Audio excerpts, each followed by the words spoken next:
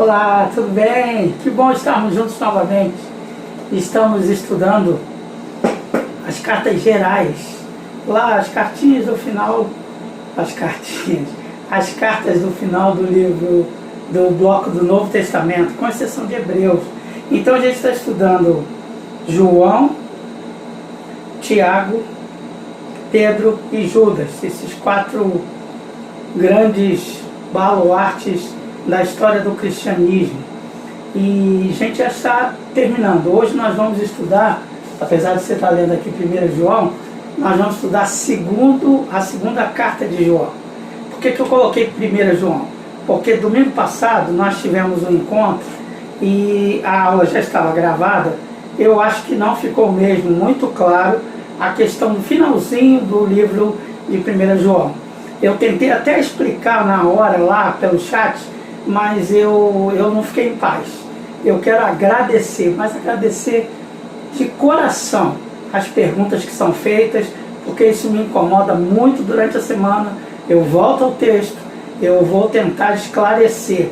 Todo mundo tem dúvida, todos nós temos dúvidas, e se você as tem, por favor, você não sabe o bem que está fazendo a esse professor aqui, quando você me desafia a procurar outra forma de explicar o texto bíblico. Isso só me faz crescer. Então eu quero orar agradecendo a Deus pela instrumentalidade de vocês, pela oportunidade de escola bíblica dominical, que a gente não tem um pacote pronto, mas a gente vai descobrindo como, e montando quebra-cabeças de como é que Deus vai se revelando através da sua palavra. Então nós estamos estudando hoje aqui a segunda carta de João, estamos terminando, depois nós vamos estudar as cartas paulinas, só um bloco de cartas paulinas, as cartas da prisão. A gente vai sempre crescer estudando a palavra de Deus, e ao estudar a palavra de Deus é ter compromisso com Ele. Quem me ama, guarda os meus mandamentos. A gente vai ver isso hoje também. Mas vamos orar? Quero convidar você a baixar sua cabeça, abrir seu coração, sua mente, para que a palavra dele, não a minha, entre dentro de você. Porque se a palavra de Deus entrar em você, eu quero ser nada, nulo, só um instrumento, se for para a utilização do Senhor. Se não for, também eu quero, na verdade, eu quero que todos nós cresçamos, tá? Vamos orar? Senhor, muito obrigado, muito obrigado, muito obrigado. Muito obrigado pela oportunidade que nós temos de pertencer à escola bíblica dominical. Muito obrigado porque nós o amamos. Nós o amamos, Senhor, porque o Senhor nos amou primeiro. E nós o amamos, demonstrando isso através do nosso desejo de te conhecer melhor. Então, Senhor, me dá esclarecimento na forma de passar os teus ensinos, para que em nada a tua palavra seja deturpada, mas em tudo o seu nome seja exaltado na nossa vida, de todos nós aqui, nós que estamos gravando e nós que também estamos participando dessa live, seja no dia que for, que a tua palavra se estenda de geração em geração por todos os cantos deste mundo e a tua glória seja manifesta. Muito obrigado, nós agradecemos assim e te pedimos, no nome gracioso e santo de Jesus, amém, amém. Ok, abra sua Bíblia lá, antes de irmos para 2 João, abre 1 João, capítulo 5, você vai ver que o capítulo 5, na verdade todo o livro de João, tanto o Evangelho, todos os livros de João, tanto o Evangelho quanto as cartas, eles vão enfatizar que Jesus veio em carne. Você tem dúvida disso? Eu espero que não tenha. Se você tiver dúvida, leia 1 João capítulo 1, o verbo se fez carne, habitou entre nós. Aqui também, nas cartas, no capítulo 1, ele vai falar, quem diz que Jesus não veio em carne, se afasta dessa pessoa. A mesma coisa ele vai falar aqui na segunda carta. Mas aqui na primeira, ele está terminando o livro, dizendo que o que nasce de Deus está acima da influência do mundo. Ele está falando de Jesus. O poder dele põe o mundo de joelhos. E o poder que põe o mundo de joelhos é a nossa fé. Mas não é a nossa fé que tem poder. É o poder que vem de Jesus. Então está muito claro aqui que Jesus é divino. Está no capítulo 5, versículo 6. Vou pedir a Marília para ler. capítulo 5, versículo 6, ele vai dizer que a vida de Jesus mata a morte. E é muito interessante disso. E não apenas o nascimento físico, mas o nascimento virginal de Jesus. Jesus tinha que se vir e nascer como homem, vir e viver como homem, mas vir e morrer como homem Deus. Jesus é Deus e é homem. É muito importante a gente ter essa noção aqui. Eu vou pedir a Marília para ler então do capítulo 1 João, capítulo 5, versículos de 6 até o 10, do 6 até o 10, por favor. Este é aquele que veio por meio de água e sangue, Jesus Cristo. Não somente por água, mas por água e sangue. E o Espírito é quem dá testemunho, porque o Espírito é a verdade. Há três que dão testemunho: o Espírito, a água e o sangue, e os três são unânimes. Nós aceitamos o testemunho dos homens, mas o testemunho de Deus tem maior valor, pois é o testemunho de Deus que ele dá acerca do seu Filho. Quem crê no Filho de Deus tem em si mesmo esse testemunho. Quem não crê em Deus o faz mentiroso, porque não crê no testemunho que Deus dá acerca de seu Filho. Presta atenção nisso daqui. Palavras que são importantes para João. Qual é o conceito aqui? Domingo eu falei correndo e misturei coisa de batismo e do sangue, mas na verdade o evangelista João vai usar a expressão de água e sangue juntos na cruz. Eu vou pedir a Marília para ler. Eu tenho que ter anotado aqui. João, no finalzinho lá no texto da crucificação, amor, abre por favor, João 20 a 22, você vai ver a crucificação, quando o soldado enfia a lança em Jesus. Não sei se você lembra, o soldado enfia a lança em Jesus e sai água e sangue. É a primeira vez que tem esse registro.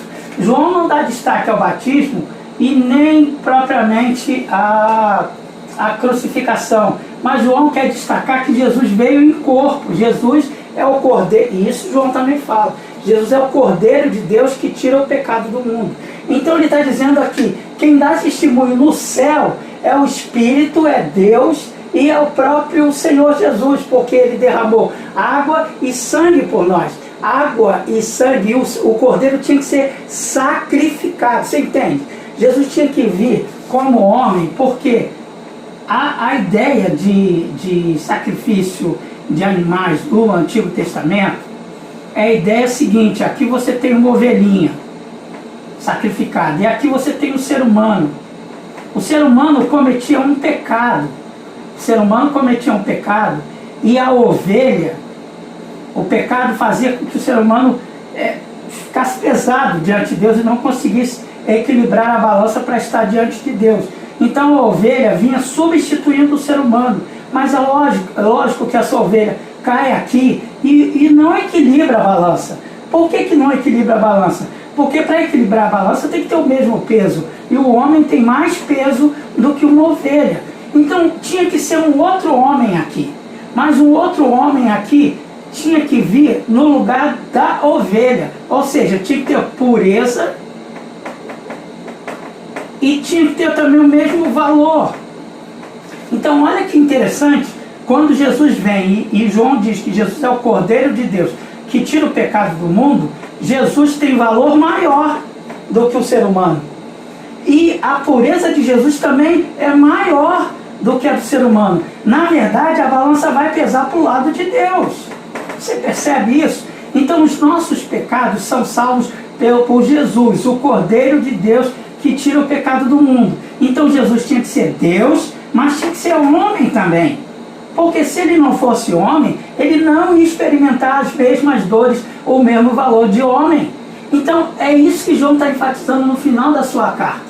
Que Jesus veio em corpo. Jesus veio como gente, não é um espírito vagando por aí, porque o espírito não sofre as dores de um corpo. E Jesus sofreu essas dores. Você achou, Maria? Por favor, é João 19. 33. Vou anotar aqui, João 19. Depois vocês confiram, por favor, João 19, 33. Mas, quando chegaram a Jesus, percebendo que já estava morto, não lhe quebraram as pernas. Em vez disso, um dos soldados perfurou o lado de Jesus com uma lança e logo saiu sangue e água. Então vejam, o sangue do Cordeiro partido, moído por nós, que nos dá a libertação. Então é isso que João está falando no final da sua primeira carta, no capítulo 5. Vamos prestar bastante atenção nisso, porque isso é fundamental. O sacrifício de Jesus não é um sacrifício de um mártir, eu escrevi aqui. Ele nasceu, ele viveu, ele morreu e ele cumpriu o papel do Cordeiro. Ele é tanto o sacerdote quanto o Cordeiro. O Cordeiro é o substituto. Por isso o sangue de Jesus nos purifica de todo o pecado. O sangue de Jesus vivo nos dá vida. Por isso que nem a morte, como diz o Pedro, não pôde suportar a Jesus. Está aqui, João 19, 34, estava anotado aqui. Mas outra palavra importante para o evangelista é testemunho. Você sabe disso, tanto no Evangelho quanto em suas cartas. Está esclarecido? Eu espero que esteja esclarecido. Se não estiver esclarecido, eu posso voltar ao assunto. Mas eu acho que agora eu fiquei mais em paz com essa palavra. Não é outra coisa senão que João está dando destaque a que Jesus veio em corpo. E qual a importância disso? Só um homem para morrer por outro homem. Mas só um homem que vence a morte faz com que nós o sigamos para o outro lado. Porque se Jesus tivesse vindo e morrido, ele seria apenas um mártir. Mas ele não veio e morreu. Por que ele não ficou morto? Porque o salário do pecado é a morte, de Paulo aos Romanos. Mas por que o pecado não pôde prendê-lo? Porque ele não tinha pecado. Então nós que temos pecado, nós nos agarramos a Jesus e ele com seu poder nos atravessa por outro lado. Então era fundamental que Jesus tivesse tanto o corpo humano quanto as faculdades, as competências divinas. Agora nós vamos para a 2 João. Vamos lá então. Eu vou pedir, é apenas um capítulo, mas a gente vai devagarinho para entender. Deixa eu passar para você primeiro o contexto. Por que João escreve essa segunda carta? Ele escreve por causa da ideia, exatamente o que eu acabei de falar para vocês, de que as pessoas estavam espalhando que Jesus era como se fosse um holograma, sabe? Como você está me vendo aí, achando que eu estou no domingo, ao vivo, falando com você. Claro que não, eu vou te dizer, eu estou gravando na quarta-feira essa aula. Então, no domingo eu vou assistir junto com você, eu estou com você no chat, mas se Deus quiser. Mas isso é ilusão. Então as pessoas achavam que Jesus é apenas uma ilusão. Naquela época, hein? E essa é uma ideia de que Deus é um espírito vagando no corpo, o homem lá de cima cuida de mim. Não é isso. Jesus veio como pessoa, cumprir a sua promessa, de verdade. Então João está começando a combater o que viria a ser, no século seguinte, a ideia dos gnósticos, que é uma ciência, que a ciência vai solucionar o problema, que a sabedoria etérea vai transformar você em algo superior. Mas não é assim. A ideia do Antigo Testamento é muito concreta. Por isso eu botei a camiseta aqui para você lembrar. A verdade é uma pessoa. Sabe o versículo que a gente ouve muito falar na questão política, fora de contexto? Conhecereis a verdade vos libertará. Ali o contexto é que a verdade é uma pessoa. Você conhece Jesus e é Jesus quem te liberta. Aqui, logo nos primeiros capítulos, João vai se apresentar. Eu vou pedir a Marília para ler, versículos 1 e 2. Você vai ver que ele vai dizer: a verdade é uma pessoa, ela está em nós e está em nós para sempre. Jesus morreu na cruz e a cruz é a grande verdade da humanidade. Os homens, os seres humanos, todos nós pecamos e nos afastamos de Deus. E não é um conhecimento intelectual, é uma experiência visceral, é de verdade. Isso aconteceu no passado e continua valendo hoje. Então não é assim, minha vida material espiritual. A sua vida material tem relação com a sua vida espiritual. E a sua vida espiritual tem relação com a sua vida material. Vejam a metáfora. Primeiro a Marília vai falar versículos 1 e 2, e eu vou comentar, versículos 1 e 2, por favor. O presbítero, a senhora eleita e aos seus filhos, a quem amo na verdade. Pode parar, é um, né? Presbítero e a senhora eleita. Aí você pode falar, poxa, João é o presbítero. Por quê? Presbítero é a mesma coisa que ancião, é a mesma coisa que líder, é a mesma coisa de que chefe, é a mesma coisa que pastor. Então ele está dizendo que é o presbítero, o ancião, a senhora eleita. Ele vai pensar, é uma senhora? É uma senhora? Não, ele está fazendo a metáfora da igreja. Agora, ok, se você quer ler literalmente, se a senhora eleita, depois no final, você vai ver no final do livro, está dizendo assim, os filhos da senhora te saúdam. Então, assim, faça como você achar melhor, mas eu acho, sinceramente, recomendo, os grandes teólogos dizem, que a senhora eleita está falando, está se dirigindo à igreja. Porque se fosse uma senhora, esse texto não tem nada a ver com a gente. Preste atenção, por favor. Então está claro para você aqui, não é? Continua, por favor, Marília. O presbítero, a senhora eleita e aos seus filhos, a quem amo na verdade, e não apenas eu os amo, mas também todos os que conhecem a verdade, por causa da verdade que permanece em nós e estará conosco para sempre. A verdade permanece em nós e vai ficar para sempre. Que verdade é essa, gente? Ele está falando de Jesus. Jesus é a verdade e ele vai permanecer em nós para sempre. Isso é muito interessante. João continua falando que admira, que gosta e que se alegra porque alguns andam na verdade, em amor. Veja aí, versículo 3 e 4, Maria.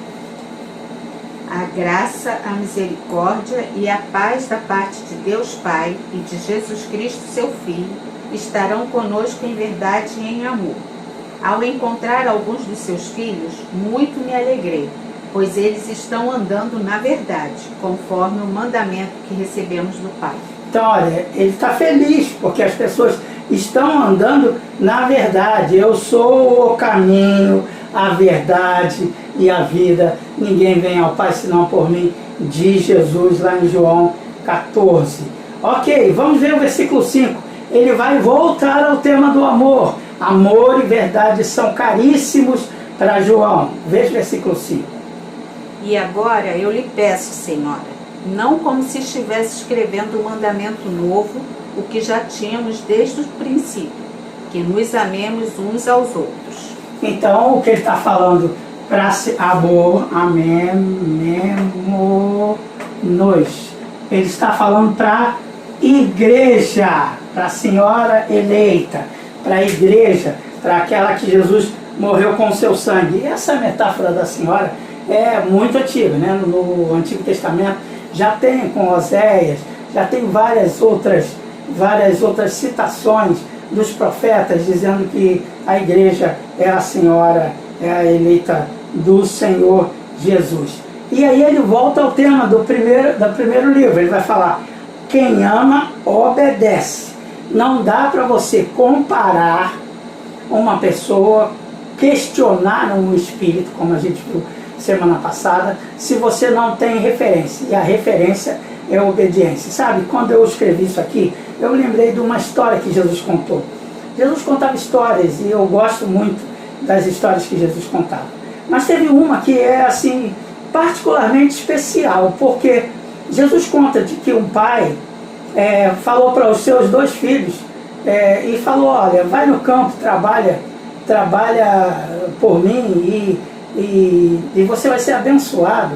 O filho mais velho falou, ok, eu vou, mas não foi. Aí ele falou a mesma coisa para o outro filho, falou, vai no campo, trabalha e faz as coisas que eu vou te abençoar. O filho falou, eu não vou, mas foi. E aí, no final da história, Jesus pergunta, quem é o filho que obedeceu? O que falou que ia e não foi, ou o que falou que não ia e foi? É óbvio, gente. O que obedeceu foi o que praticou o que Jesus falou. Algumas vezes a gente fala assim, não vou fazer isso, isso não é legal. Mas por que a gente faz? A gente faz porque a gente obedece. Quem ama, obedece os ensinos de Jesus.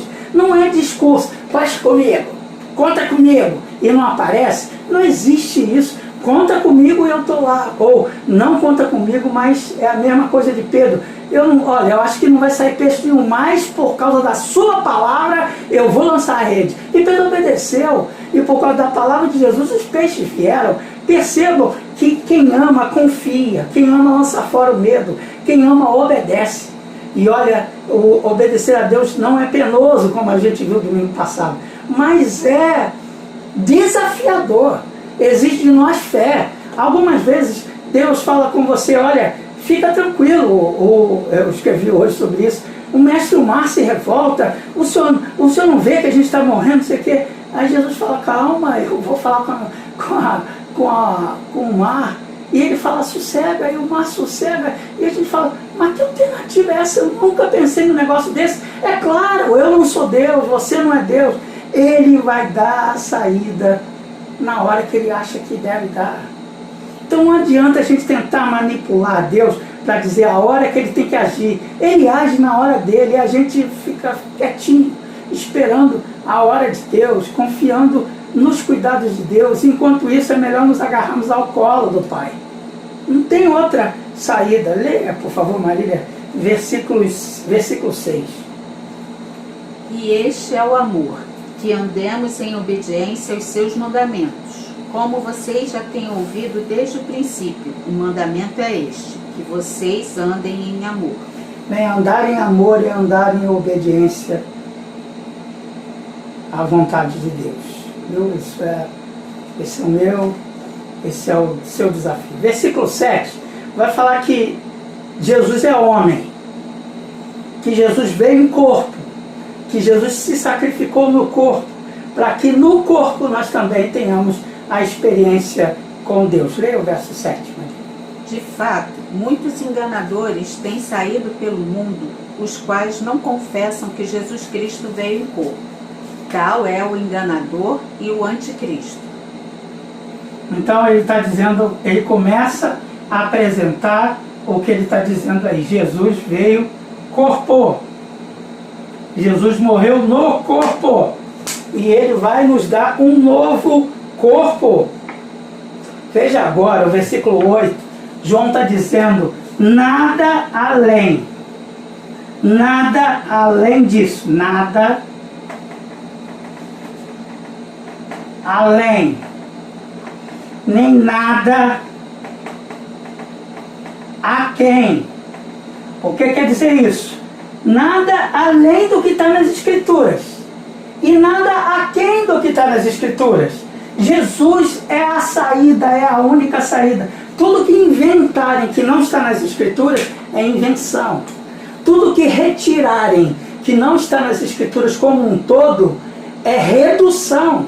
Então presta atenção, nada de redução e nada de invenção. O Evangelho é o poder de Deus para a salvação de todo aquele que crê. A gente tem que entender que algumas vezes essas conversas são conversas manipulativas. E as pessoas usam as Escrituras para deturparem a essência do Evangelho. Então nós estamos aqui para estudarmos e para obedecermos a palavra de Deus. E não uma palavra de Deus, mas a palavra de Deus que é única. Leia o verso 8, Marília.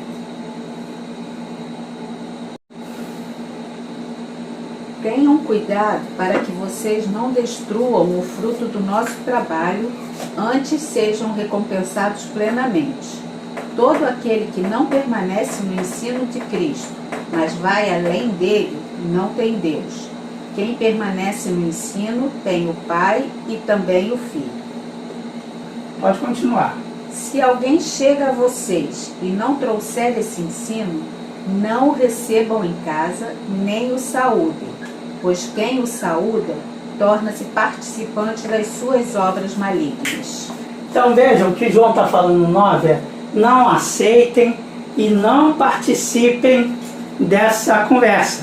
Por que não deve aceitar e nem participar? Porque o contexto é outro, é diferente do nosso. Hoje a gente tem rede social, a gente fala com as pessoas, não é aqui a questão como é que é a expressão? Deletar as pessoas, de excluir, cancelar as pessoas, não é isso. Aqui era outra coisa, porque quando você aceitava alguém na sua casa, lembre-se, não tinha rede social, não tinha nada disso. Quando você aceitava, você está dizendo: eu compactuo com você, eu apoio você, eu vou junto com você nesse caminho. Então o que João está falando não deixe bem claro para essa pessoa que você crê que Jesus veio em corpo, que você acredita que Jesus morreu pelos seus pecados. Entendeu o que eu estou dizendo para você? Então por isso que ele fala: não aceitem nem participem. Não é que a gente vai cancelar as pessoas, que vai deletar as pessoas, mas eu preciso deixar muito claro: não, eu acredito assim, assim, assim. Jesus veio, Deus amou o mundo, Jesus veio cumprir a promessa do Gênesis, e a morte de Jesus, vicária, verdadeira, de um cordeiro, é que me livra de todo pecado. Mas naquela época não era assim. As pessoas ficavam dias na casa, e a pessoa estando em casa está falando, ela angariou novos parceiros para isso. Tanto é que o livro já está acabando, viu? O livro já está acabando e João vai falar: eu quero ir aí para falar isso pessoalmente com vocês, porque as pessoas me vendo junto com vocês vão entender que vocês estão junto comigo neste propósito de marcar a diferença entre os que creem em Jesus real e verdadeiramente, dos que manipulam essas coisas para os seus próprios prazeres, para os seus próprios interesses, especialmente interesses escusos e financeiros, tá? Eu vou pedir a Marília para ler até o final do texto, e é isso que diz a segunda carta de João, muito claro, muito direto, muito específico. Eu abri meu coração para Jesus, que veio de verdade e morreu por mim.